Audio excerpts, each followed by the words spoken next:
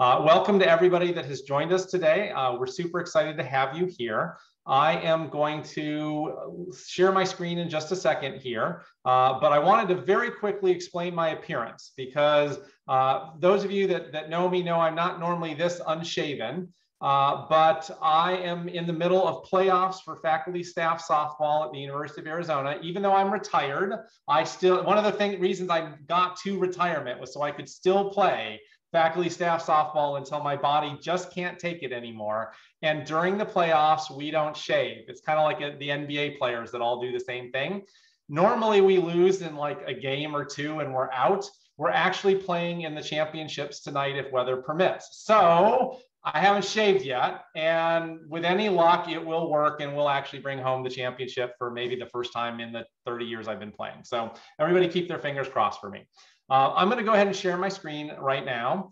And in doing so, I'm going to share my full screen. And the reason I'm going to do that today is because we're going to be bouncing around to a whole bunch of different things, talking about examples and all that. So you're going to see kind of my whole screen, but I think Corey and I have made sure that everything's sized correctly and things like that. And we're going to talk today about managing the sales funnel.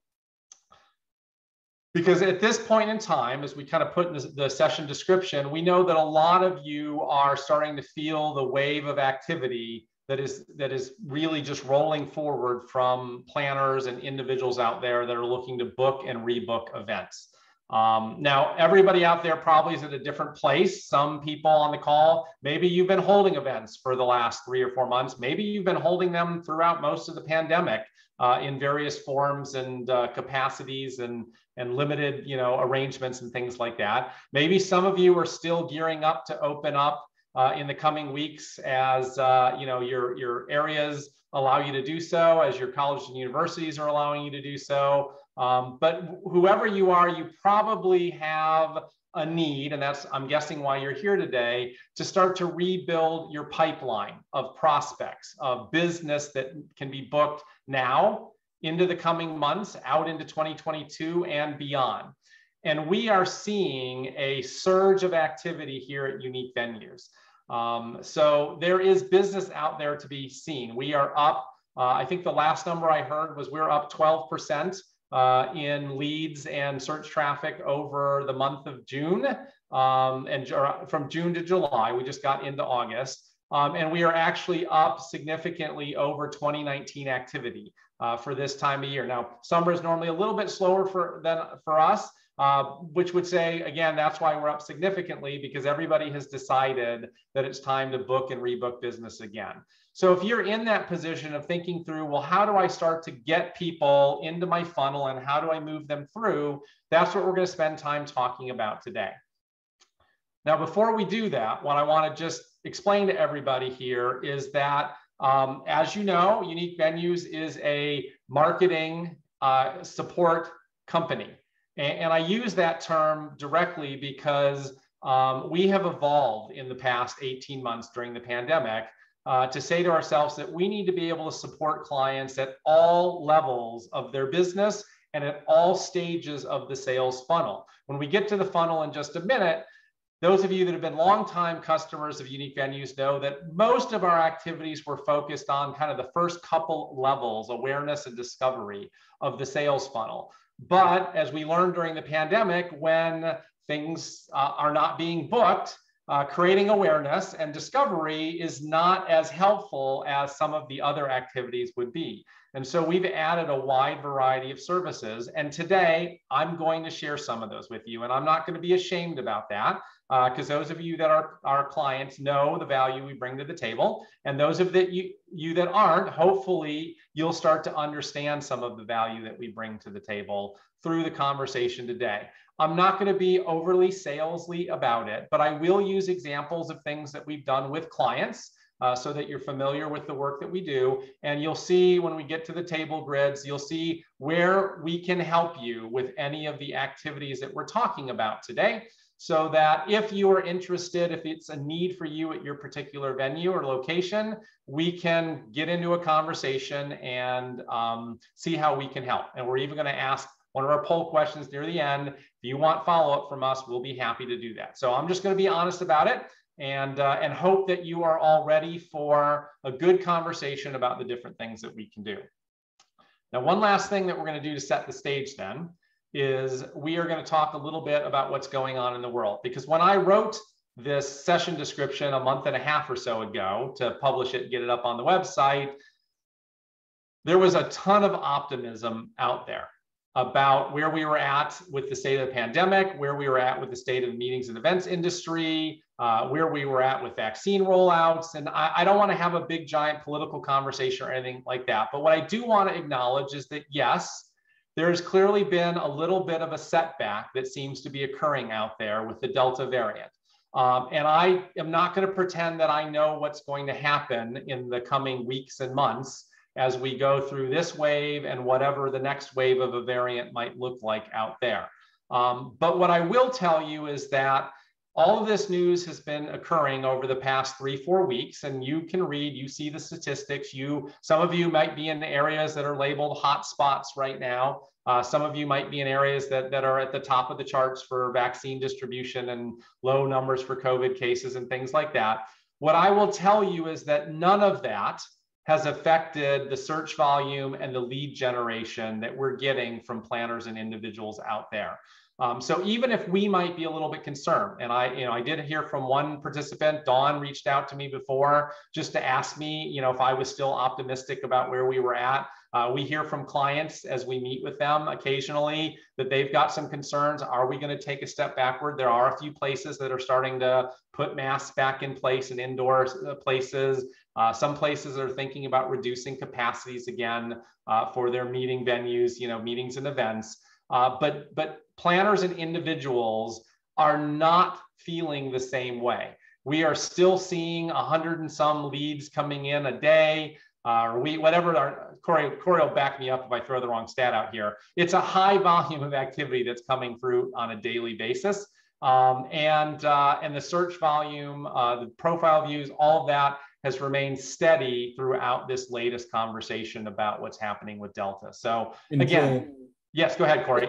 Just to jump in and add to that, I think another, and I don't have the numbers or the statistics, but mid-March was kind of when it felt different than 2020 on our site. And I think the other thing that we're encouraged by is that each month tends to outperform the previous month, which we don't see in a normal year in the summer. June, July, and August tend to be the doldrums. You're all working, hosting summer events. If you're a campus, you're preparing for students to come back. So that to us indicates that this is going to continue through the end of the year, which is what kind of our industry, the access that we had to industry data kind of showed us back at the beginning of this year too. Yeah. No, I appreciate that, Corey. And again, since at the moment I've got everything shared, I don't see you, so feel free just to jump in and interrupt me at any point in time if there's something going on or if you've got something to add. So with that being said, and with kind of setting the stage for everyone, let's go ahead and jump into the conversation about the sales funnel. So there's lots of different versions of this that you can find out there depending on which marketing theory you subscribe to or which Google search you do or which image you like the best. I've selected this one because I think it fits meetings and events venues the best in relation to some of the other sales funnel diagrams that you might see out there. And there are 6 stages of the sales funnel on this particular graphic. Again, some have 5, some have 8. This is the one I think works for us. And those stages are simply awareness, discovery, evaluation, intent, purchase, and loyalty. And we're going to go through each stage of the sales funnel and describe what kind of strategies, what the strategy of that level is, and then what activities are that you could and should be doing right now to help get people into your funnel, because that's the goal right now. If you're looking to build or rebuild your pipeline, and again, we've heard from clients that were like, we never had to do sales activities. Our pipeline was always full. We had enough returning business or people that would just call us. We never had to do anything. And all of a sudden now our calendar is empty and we're not even sure how to get started. And it's, if you were one of those places, that's great. And I believe you'll get back to that within 2 or 3 years as we emerge from all of this. But for now, you've got to think again, how do I get as many people as possible into the top of this funnel? That's the awareness stage, reaching as many possible prospects as I possibly can. But it's not just doing that. Once you get them aware of you, that's only a small piece of the battle. After that, then you need to move them from being aware into discovering more about you. What is it that you can do for them? Then you want them to be able to evaluate how well does that fit with my needs? And eventually you want them to move into I think I really want to do business with this particular venue, this particular organization, and eventually decide to make a purchase, buy something from you, book a piece of business, do an add-on or an upgrade to their event, whatever it may be. And then when that's all done, you want them to remain as a part of your loyal base. That's why the funnel is the base down there. Your loyal constituency that either keeps coming back over and over again, or eventually then becomes an advocate for your venue with other people out there that they interact with and are looking for the similar opportunity to what they've already experienced. So that's the sales funnel out there. And we're going to walk through each stage of it today and talk about how you can be getting people in and moving them through. And again, I would say that the unique venues from 2-3 years ago was very focused on levels 1 and 2, awareness and discovery. But now we've expanded to become kind of a full-fledged marketing support agency so we can support activities for clients at all stages of this funnel. Joel, so move. Yeah, go ahead, Corey. Can you zoom in on the slides just maybe another 5 or 10%, please? Absolutely. Let's see. Where's the zoom? There it is. Let's go. And again, thank you. Let's try that. Nope. Let's go a little bit bigger.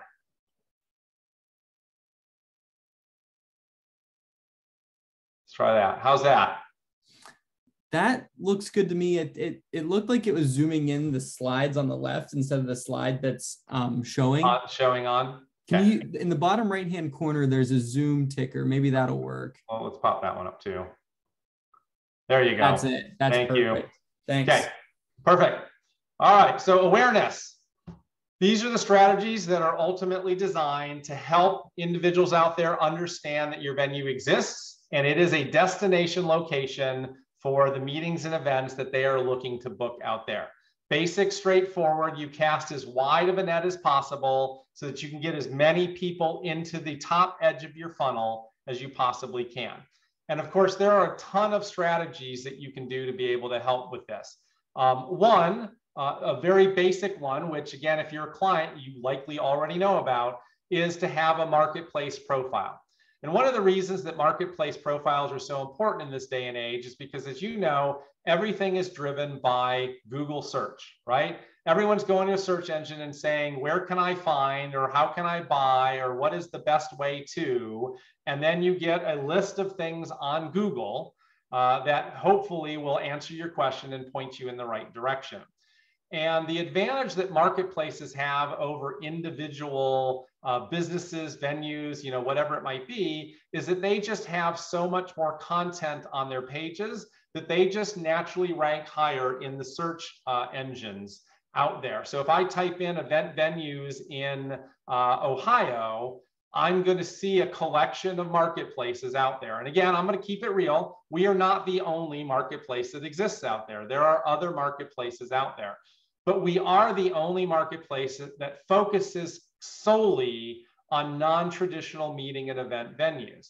And because of that, then we have a following of planners and individuals that specifically look to us when they don't want to be in the typical hotel ballroom, the typical empty convention center with pipe and drape and things like that. They're looking for an experience that matches the kind of the program and event that they're putting on.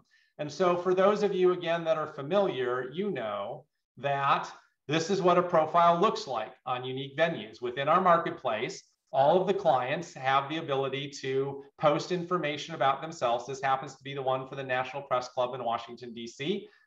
There's video that can run. There's different pictures that come behind that. They've actually got multiple videos, which is great. And then they get into their pictures there of the venue. It's got information about the venue itself. And then they've actually got an expanded profile, so you can learn more about their accommodations. For them, that's just nearby hotels. For a college or university, it might actually be a listing of the various venues that are used. It's got information about amenities and event spaces and so on and so forth. And this is one of the quickest and easiest ways for you to be able to get people into the top of your funnel is to come up as a part of a search. Again, whether you pop out directly or whether you're in a marketplace, that's going to give people an opportunity to learn about you, get more information, and hopefully start to dive deeper into the sales funnel process. Another way for you to do that directly is to work on your search engine optimization. And that's a very important skill for an expert to have, which most of you, I certainly don't have it. And I've learned a lot about it over the last 3 or 4 years of my career, but still is not something I would even pretend to call myself an expert in. But these are ways that you can optimize the content on your website so that you naturally rank higher in organic searches, so that you aren't so dependent on a marketplace saying, let me get you to the top of the listing, but you try to get up there yourself.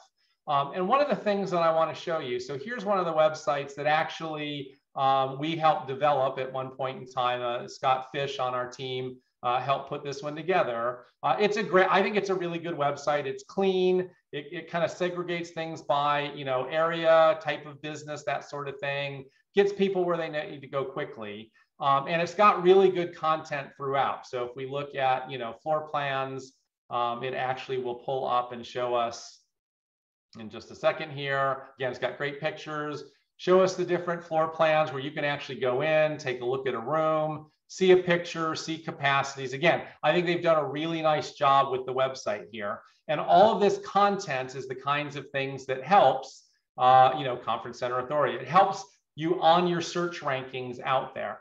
So if you've got pages that are kind of just blank landing pages where maybe you get someone and there's 3 pictures and it takes them deeper, those are missed opportunities to actually put more content on there.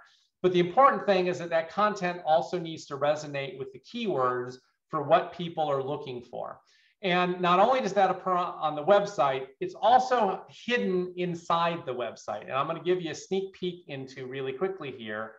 Here's some source code actually for the South San Francisco Conference Center. And you can do this with any website. If you've never been to a website before and done this, all you have to do is right click and say view page source. It'll work. I'm in Edge. If you're in Safari or Firefox or whatever, it's the same process. Go look at the page source. And what it's going to do is it's going to open up a window that shows you the actual HTML language that exists behind the scenes for what's being displayed. And the reason I want to show you this is because there are some things in there that are really important to do that you may not even know exist out there. And one of those things has to do with property tags. And so you'll see out here that for South San Francisco, this is actually the source code for the home page. You can see that the title of the page, this is what would come up in a Google search, like the hyperlink that you click on to dig in deeper. It comes up as South San Francisco Conference Center with the line there, and then event and meeting spaces. That's kind of the description for what someone's going to see at the top of a Google box, a Google window, something that looks like this part of it.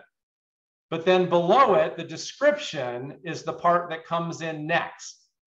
And this is really critical because a lot of people, depending on who's developed the website, they don't even know that this exists and they don't have much of anything in here, or they have something in here that really doesn't help them optimize their search. And you can see what's happening here is that they're using a bunch of keywords that are very important in the kinds of searches that they want to rank on. They're a full service conference center and event venue. They offer flexible meeting spaces, ideal for conferences, corporate events, and special events of all, if I scroll over, I think it says sizes, all sizes, right? So this is something that Google uses as it crawls through the millions of pages when you say, find me a flexible meeting space in San Francisco. This helps them rank higher in their search because the keywords that Google is looking for in that search exist in this tag. And every single page in a website has a tag like that. It has a title and a description tag. The same thing happens with photos. Photos will have, let me jump back to the main page there.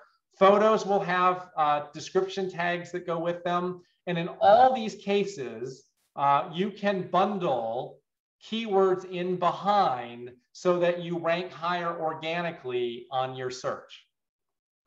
And again, I think some people, oh no, I'm just trying to keep my eyes out there. Okay, so that's another activity that you can do to build awareness out there.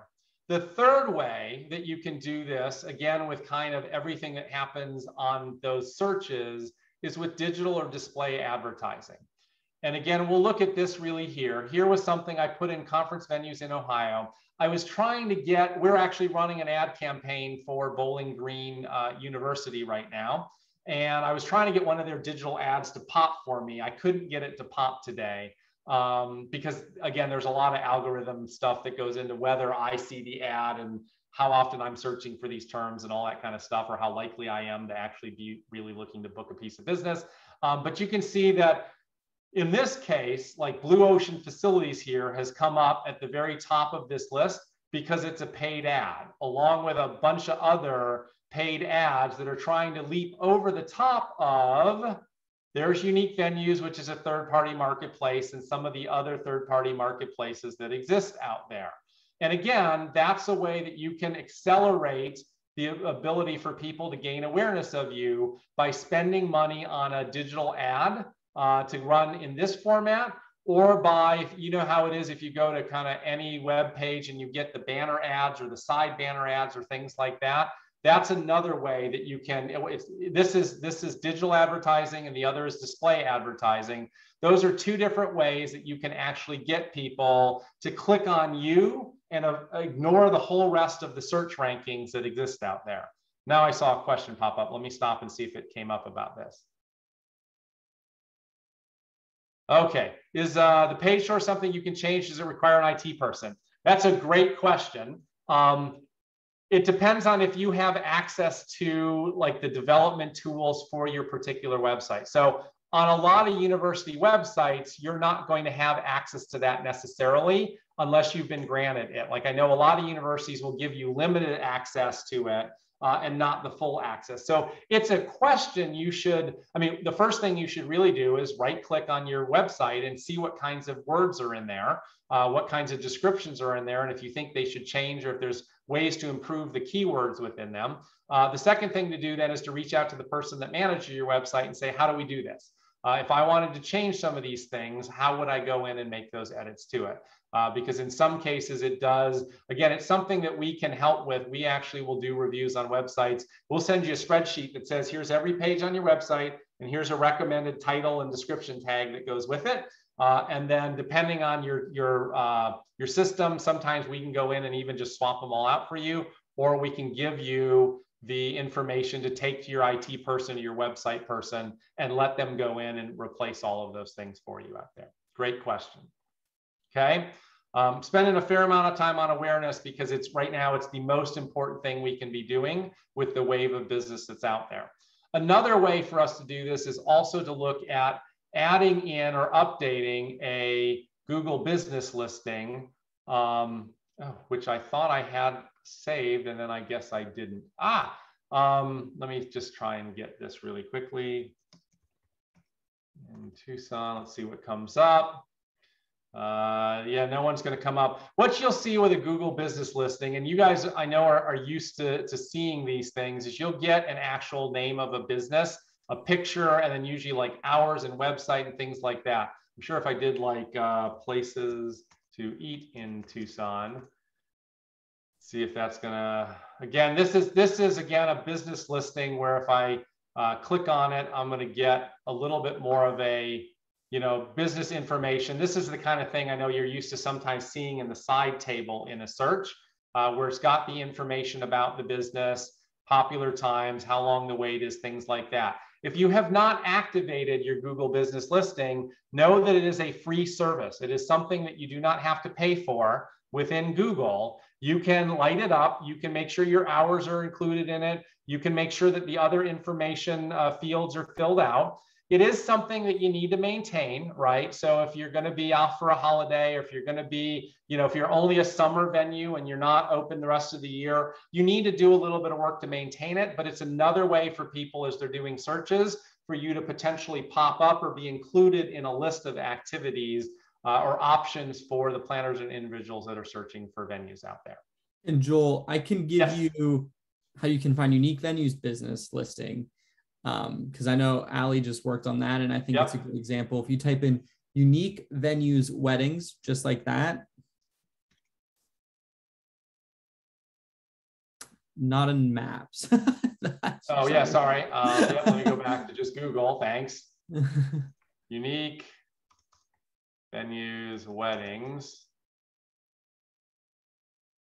And see, this is what we were on a call the other day, and all of us were trying it from where we at, and mine's not coming up with the business listing along the side. That is wild. Sorry to interrupt. It's up for me. It's up for Corey. Trust me, it comes up. Sometimes it doesn't come up. Other times, none of us truly understand, I think, the magic that goes on behind Google, but it knows us better than we know ourselves, so it does what it does. But again, it's a free way for you to be able to get additional exposure for your business out there. Another opportunity for you is to do an email blast. So do you have a CRM system? Do you have a range of planners and individuals that you've worked with in the past, or that you have mined and you've prospected for? And can you send them information about the fact that you're open and you're looking for business? This is another service that we provide. And here's one actually that we're getting ready to send out. It may have actually gone out today, I think, for Beaver Hollow Conference Center in upstate New York, where essentially they are letting people know that they are open for business. And if you're looking for a relaxing, wellness-focused, healthy lifestyle option with high-end conference center and lodging facilities, we're ready for you. Schedule your tour today, and we will be happy to request a quote, and we'll be happy to help you. So this is another way for you to reach out to as many people as possible. And this is going to be my problem. There we go. Reach out to them and let them know that you're open for business. You can prospect for people to fill those needs by going to a wide variety of places out there. So you can go to the Yellow Pages, the electronic Yellow Pages. You can go to the various memberships that you belong to. So if you're in SHRM, the Society of Human Resource Managers, if you're in the American Society of Association Executives, if you have access to your Chamber of Commerce or your Convention Visitors Bureau list, these are all places that you can join and be a part of. And then you can use that to reach out directly to people that you're in contact with, or you can gather information to throw into your CRM and then send information out through a blast or in other ways of contacting them directly to let them know that you're open for business. And finally, we are back in the day where we could actually conduct a sales blitz. So you could leave your home if you've been working at home for the last 18 months like I have, and you could head out to a region, locally or within your region. Let's say you're a major metropolitan, but you pull in from other areas. You could go spend a day or two, and you could drive around, and you could knock on doors. You could try to schedule appointments. You could drop off information with the clients and the customers that exist out there. So just a wide variety of different ways right now. If you're not doing any of those things, you should be doing at least one or two of them. And these are some other ways for you to think about right now. Can I cast my net as widely as possible and pull people in to get them started through the funnel? Let me stop really quick and see if there is anything else that, any questions that people have. None that I see. All right, I see Debbie jumped off, so I'll text her later and thank her for attending for a little bit today. Okay, let's go on with discovery. Discovery strategies are those that help individuals then in broadening their understanding of how you're able to meet their needs for a meeting and event. And these strategies now start to dig a little bit deeper. So here is where you can make sure that, is your branding for your venue, is it representative of who you are and the kinds of business that you're trying to attract? Again, this is an area that we can help people with. I know Maggie's on the call, so I'm going to share with Maggie, I'm going to share with everyone the Land of Little Horses brand style guide, which is a project we just completed just recently. I think people already are getting the emotive tone as to what the Land of Little Horses is all about. I had the opportunity to visit a couple weeks ago while I was back east, and it was a really, if you're in the Gettysburg area, I highly recommend it. But what this does is ensures that everybody in your organization and everybody that's developing and putting out marketing information represents the venue the way it should be represented. And so we start with power words. What are the things that really are important to the Land of Little Horses or your venue? And then out of that, what are the statements, the belief statements that are important for your marketing and outreach activities? And then how does that come together in the way that you use your logo, your colors, those types of things? So you can see we have a logo here with some submarks and some elements that go on different parts of the website or different materials. What are the different fonts and scripts that are used out there? And do some of those relate to various portions of a venue or an activity? What do the colors look like and the complementary colors that go with it? And finally, what are the different treatments that can be used on various imageries that are put together to, again, describe the experience that someone is going to have out there? And you can see we've got different treatments that overlay in a couple of different ways.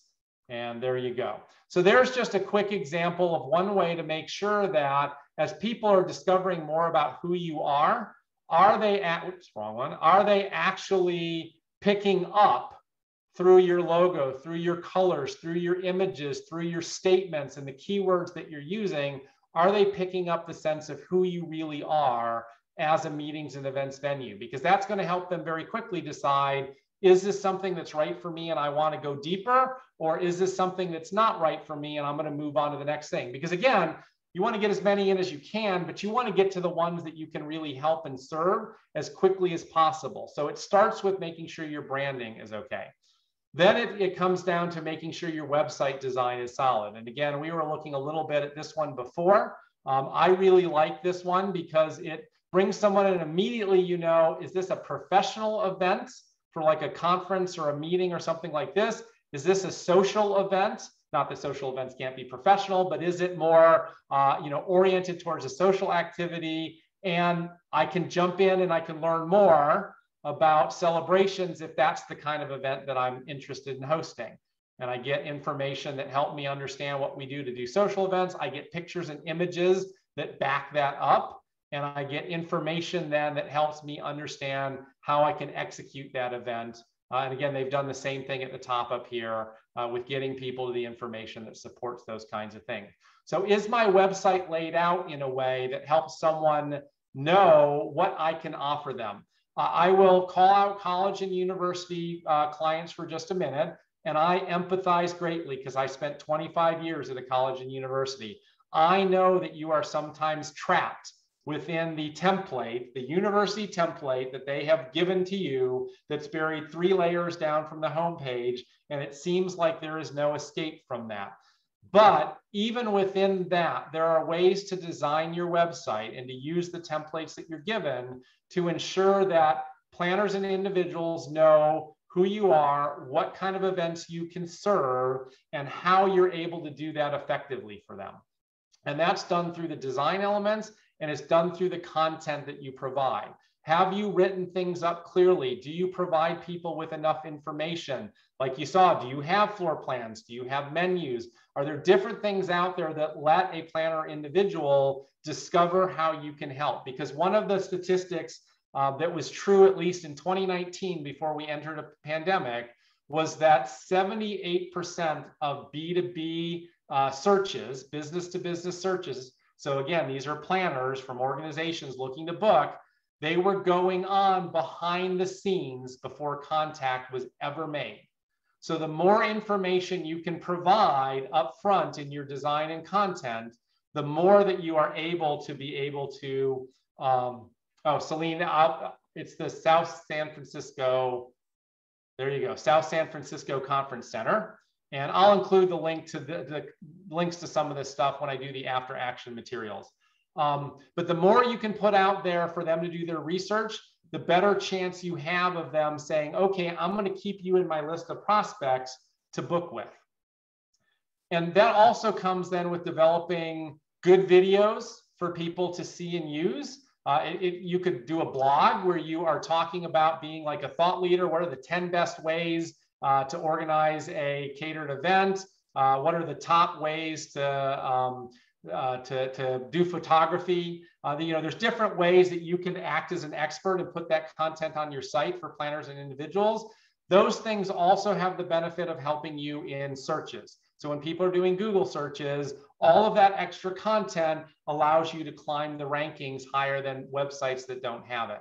And again, I think sometimes the best thing you can do is have a really attractive video that represents your venue. And so I'm going to show you one really fast here. And we're going to go here. We just did this one for Adelphi University, and I think it really captures the spirit of what they offer. So we're going to watch this one for at least a minute or so.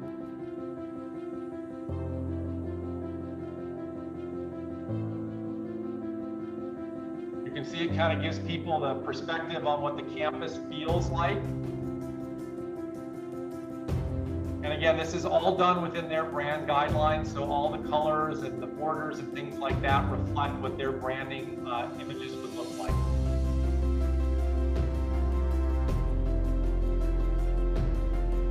What did we do before drones? I mean, honestly, drone videos are some of the most outstanding things that exist out there. You can see where they have meeting facilities at, and then we get into actually highlighting the meeting facilities that they're able to offer. Just run it a little bit longer here. If go the whole 224, because I'm really proud of it, but I want to be conscious of time. Again, this project was done for them to highlight that you just opened a renovated university center out there. Anyway, so you get the general sense of what that does, and it actually goes into that. It'll go into some catering shots and things like that, the music transitions, everything like that. But what a great way for someone to discover who you are is to have a really great video that walks them through the property. And actually, as a part of that, it's actually, there's 5 rooms that get or 8 rooms at Adelphi that get a 360 tour treatment that they're going to put on their website as well. So someone can really feel like they're standing in the room and doing those things. So I see we've got a couple more questions again. So let me, I'm going to close mine. Let me see what we've got for questions out there. Let's see. Jill, social media isn't part of awareness. It is, but I've got it in loyalty right now because I see it as the bridge that brings back around. I do think you can create some awareness out of your social media, but I think more often than not, it is kind of a cyclical process that someone becomes aware of you first through other methods more than they do social media. I don't think it's a trend that's decreasing. I just think there's so many social media options that exist these days. And then unless you're focusing on all of them, it's hard for that to be the true entry point, but it does happen. People do obviously find their way to you through social media. You'll see them in just a little bit. Dawn's question, how much, if any, disadvantage is it that Union Depot can't stand alone in branding as private events venue since it has to incorporate everything else? I did kind of address that to a point. I know that for some of you, it's not just universities. You could be a museum, right? And you do events in the museum, but the primary focus of the museum is to have guests and patrons and everybody come through and education and all that kind of stuff. And sometimes it's harder to do it. And I think the trick is figuring out, working with your leadership to see what flexibility do you have, working with people like us to help build the business case for why you need to do something a little bit differently than following the norm, and then working within whatever flexibility they'll give you to put that information out there. Can your template look a little bit differently? We have some venues, like if you go look for UCLA conferences, that is a completely separate domain that is not directly connected to the UCLA main primary website. And it's not all blue and gold, which is what you'd expect from everything else on the UCLA website. And so again, there are different ways for where you can get flexibility to pull yourself out and highlight what you represent for a planner or individual that's out there. Great questions. All right, I will keep moving on here. Let's go to evaluation. So evaluation strategies are those that allow an individual to assess the nature and fit of your venue. So how well, now that I know about you and I think our event would be good there, how well can you actually serve it?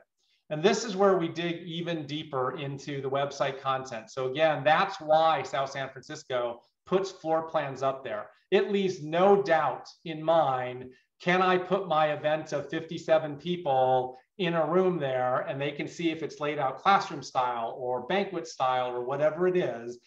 They know exactly whether or not it's possible.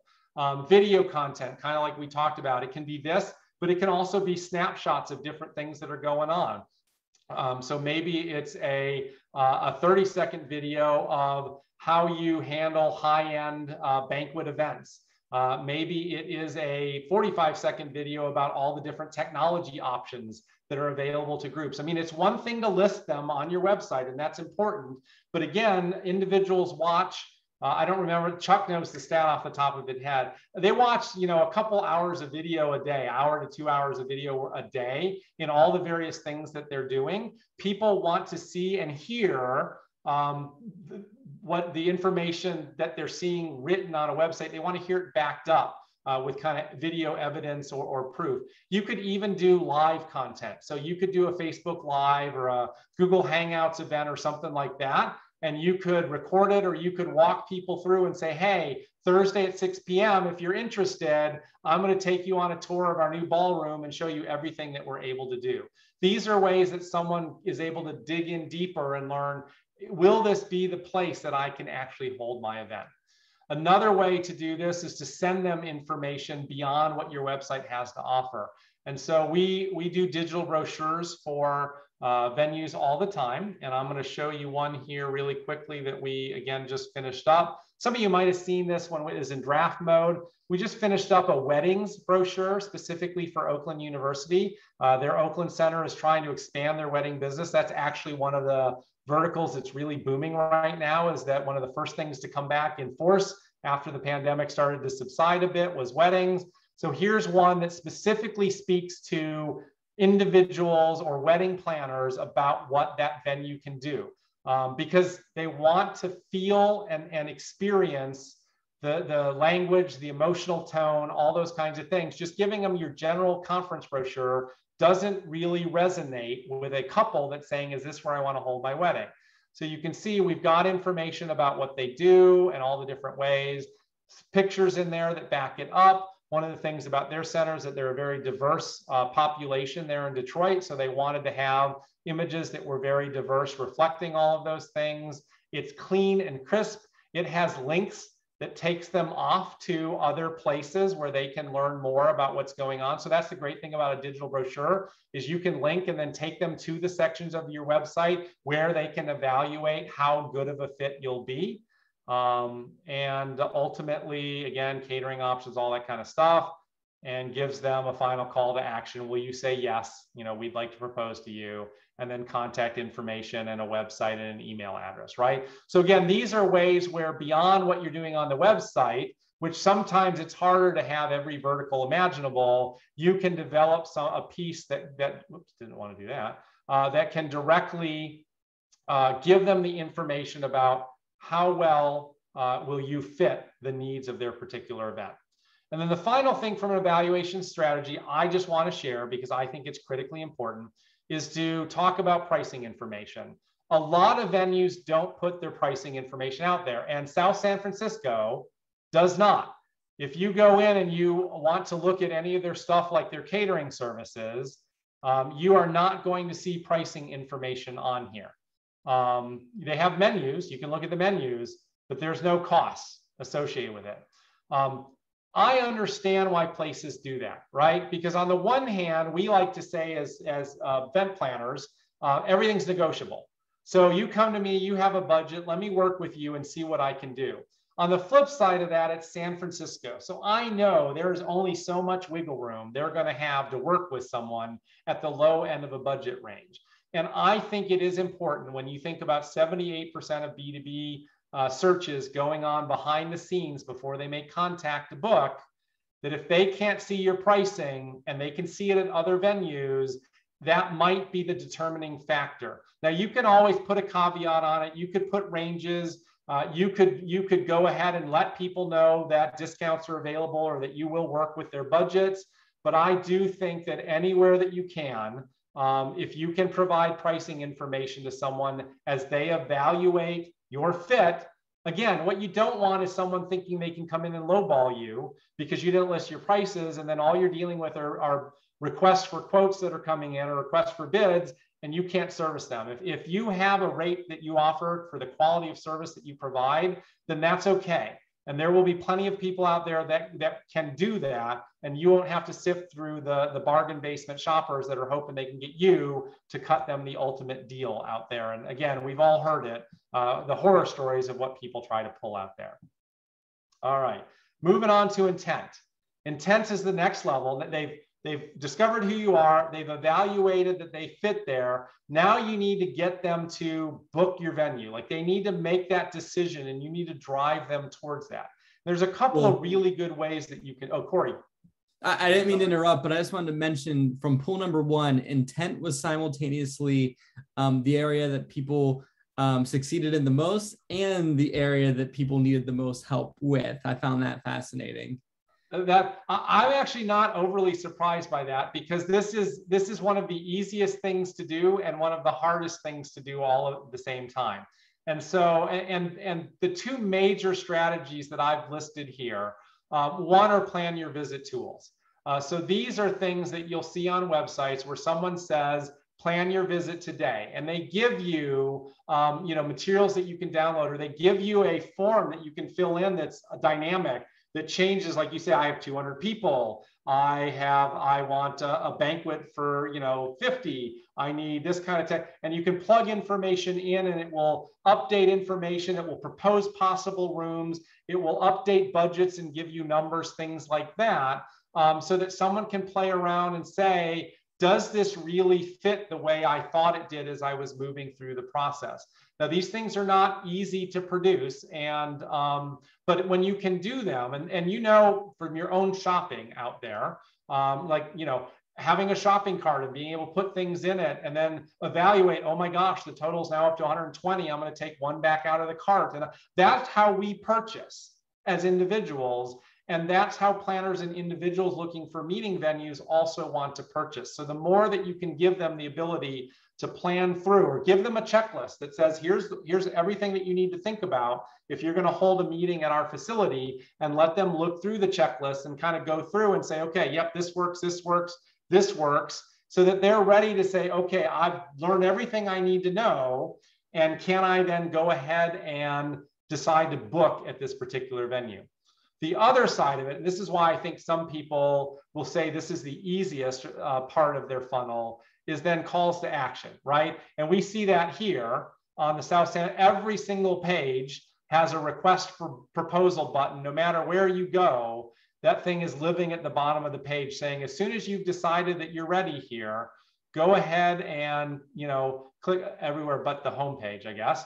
Go ahead and click in and say, let's go ahead and request a proposal right now. It could be get a quote. It could be request a proposal. It could be some of the places will have a little chat person that will pop up out there, like the Smiley Touch one out here. Had a little chat guy that popped up when I first opened it today. It'll probably pop up in just a second here. That's a call to action that says, are you ready to do business with us? Because when they are ready to do business with you, you certainly want to make sure that they can do that. And you don't want, sometimes it's not your fault because you're stuck in someone else's template, but you don't want them to have to follow 5 links to get to the form to fill out to request a quote. You want it to be ever present right up front, and the kind of thing you can click on immediately and have them be ready then to take your information and fill it out and start that booking process. Okay. Corey, any questions that are coming in?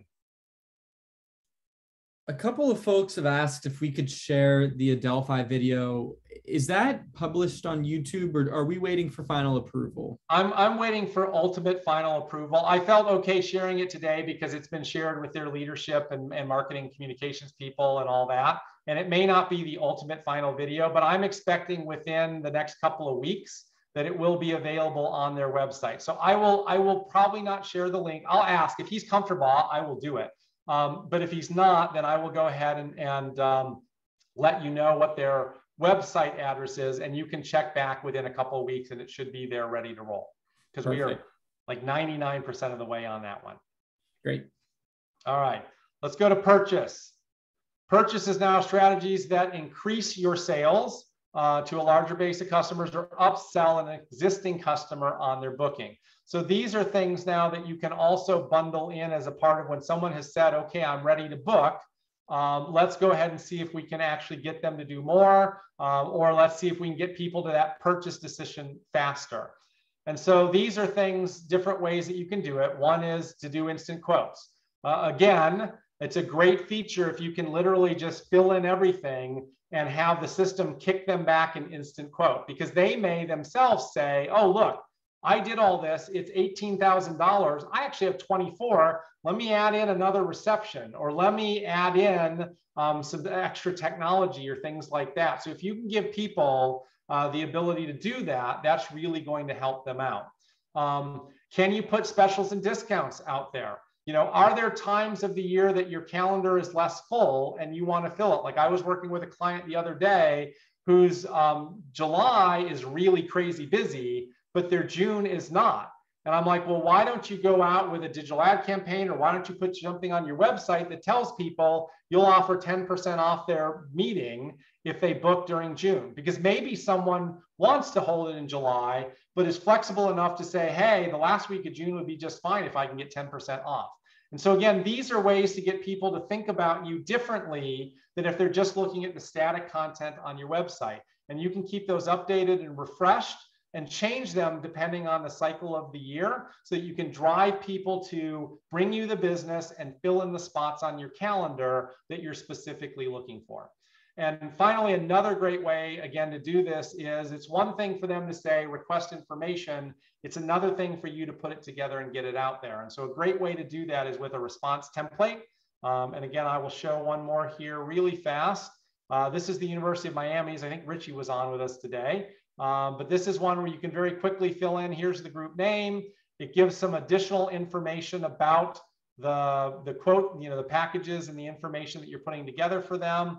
And then ultimately it has a fillable space at the end where you can go ahead and type in information and generate a quote for them.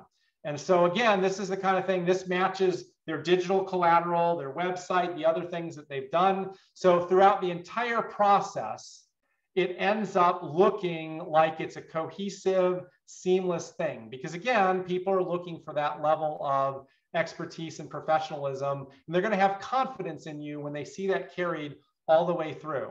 And Richie does think it's a beautiful RFP response. I do too. And hopefully, Richie, you've gotten some great mileage. Well, again, the pandemic's gotten a little bit in the way of that, but hopefully you're going to start getting more mileage out of it as things kick up again. So, all right, there's the thumbs up. I see we have a question. Specific tools that you can leverage for an instant quote feature. I will get an answer to that question and get it back to you. I would guess that Scott Fish will have an answer to that.